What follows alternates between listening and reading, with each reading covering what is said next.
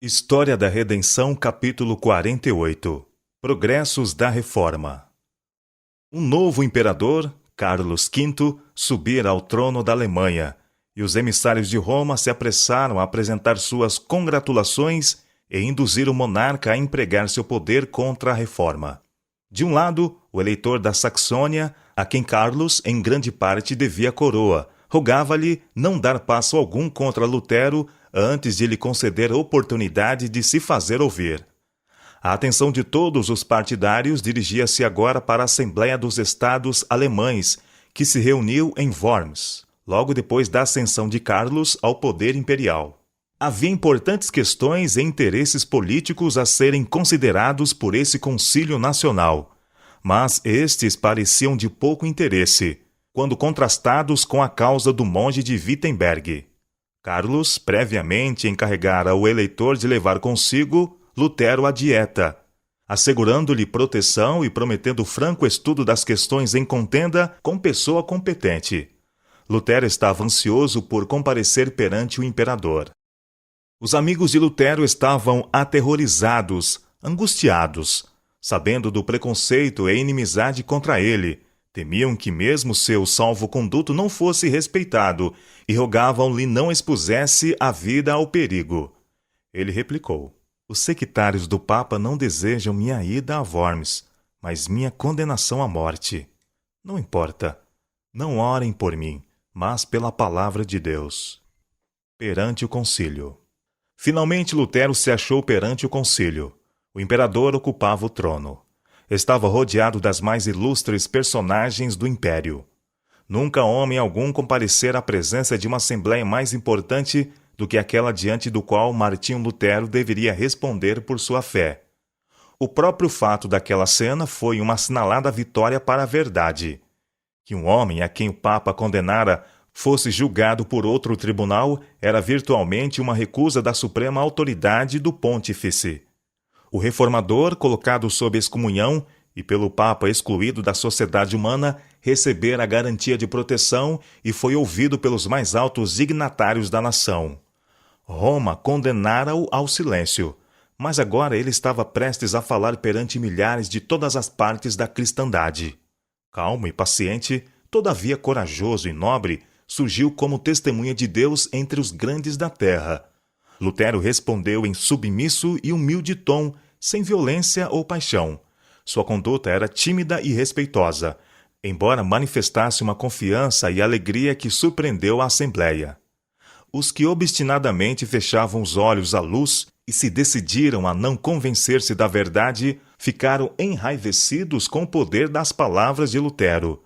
Quando cessou de falar, o porta-voz da dieta disse irado: não respondeste à pergunta feita. Exige-se que dês resposta clara e precisa. Retratar-te-ás ou não? O reformador respondeu: visto que vossa sereníssima majestade e vossas nobres altezas exigem de mim resposta clara, simples e precisa, dar-vo-la-ei. É esta. Não posso submeter minha fé quer ao Papa, quer aos concílios, porque é claro como o dia que eles têm frequentemente errado e se contradito um ao outro. Portanto, a menos que eu seja convencido pelo testemunho das Escrituras ou pelo mais claro raciocínio, a menos que eu seja persuadido por meio das passagens que citei, a menos que assim submetam minha consciência pela palavra de Deus, não posso retratar-me e não me retratarei, pois é perigoso a um cristão falar contra a consciência. Aqui permaneço, não posso fazer outra coisa. Queira Deus ajudar-me. Amém.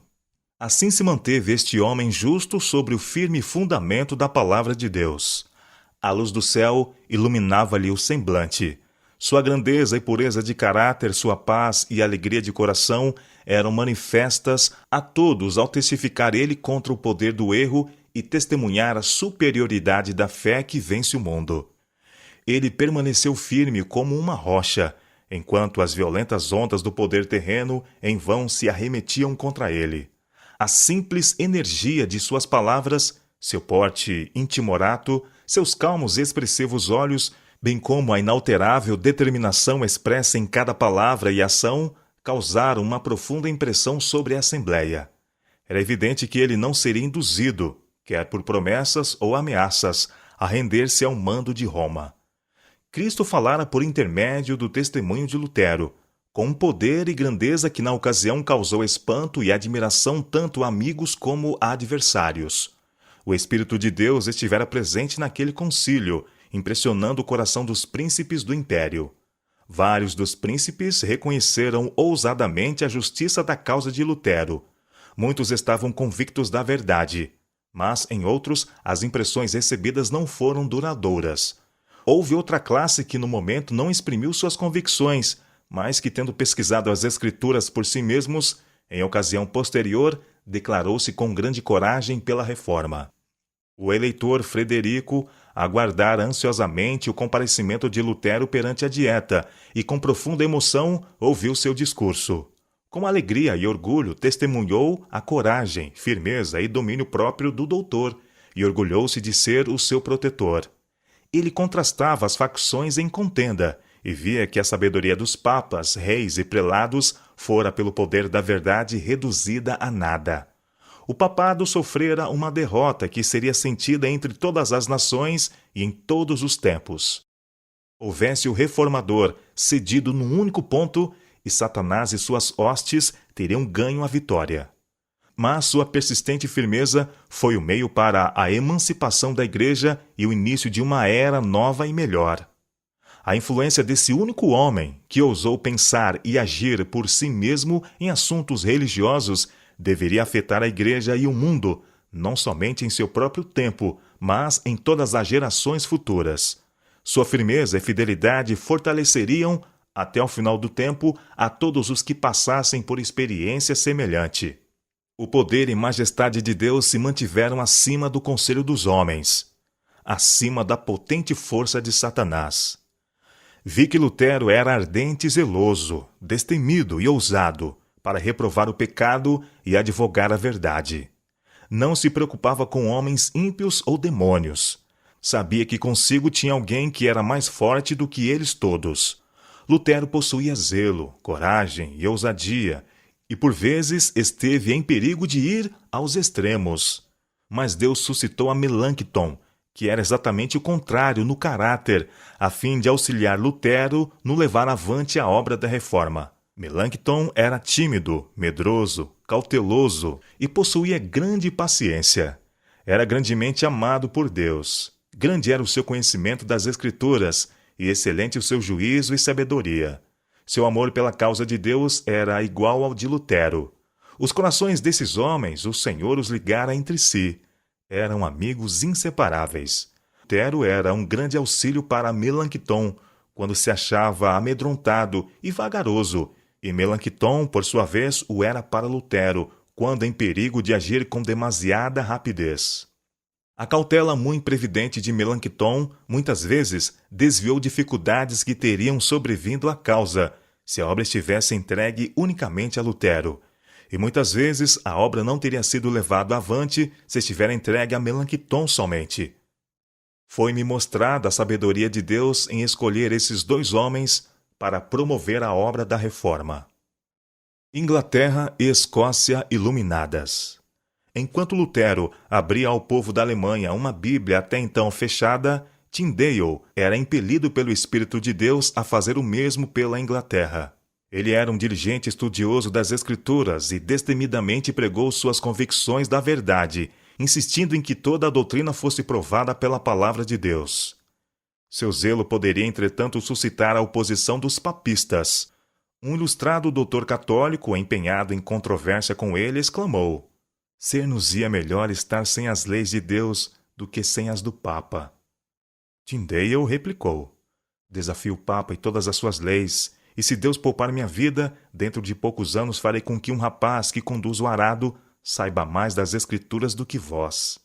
O propósito que começara a acalentar, de dar ao povo as Escrituras do Novo Testamento em sua própria língua, agora se confirmava, e imediatamente se aplicou à obra.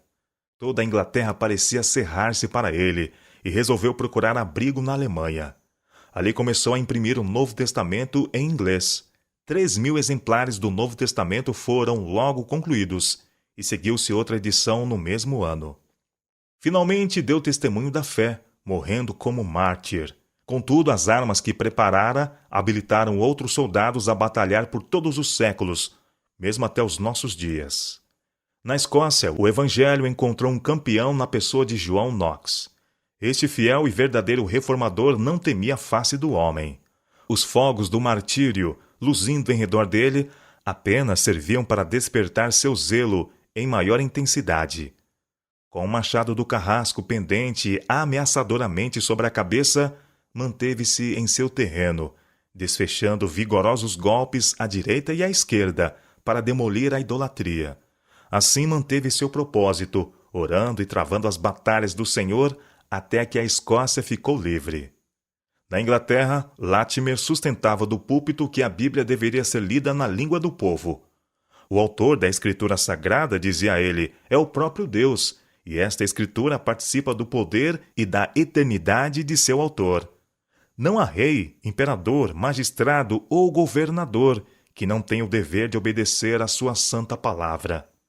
Não tomemos quaisquer atalhos, mas dirija-nos à palavra de Deus.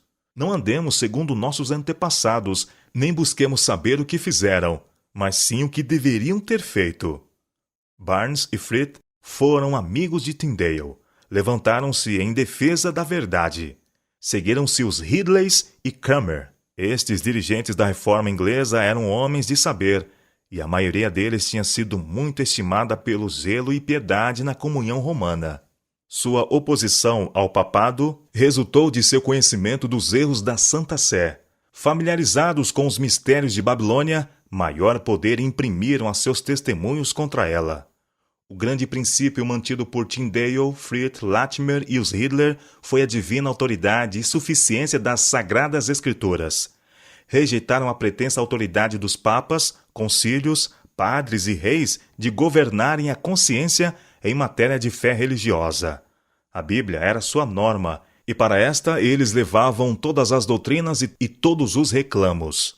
A fé em Deus e em sua palavra sustentava aqueles homens santos ao renderem a vida num instrumento de tortura.